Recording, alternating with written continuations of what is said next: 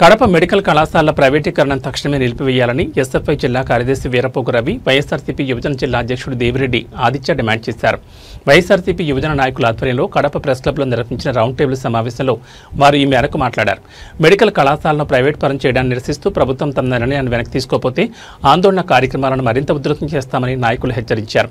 ఈ ప్రైవేటీకరణ నిర్ణయం వల్ల పేద మధ్యతరగతి విద్యార్థులకు వైద్య విద్య అందుబాటులో లేకుండా పోతోందని వారు ఆందోళన వ్యక్తం చేశారు.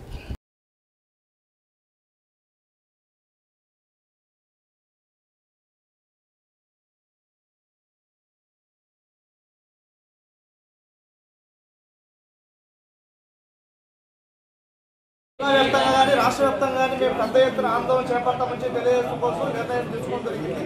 అదేవిధంగా ఏదైతే ఒక కూటమి ప్రభుత్వం అధికారంలోకి వచ్చినట్టుగా ప్రతి వ్యవస్థలను కూడా ప్రతి సంస్థలను కూడా ప్రయత్నం చేసి కార్పొరేట్ సెక్టార్ అమ్ముడు వేరే రకంగా ప్రవర్తిస్తూ ఉంది.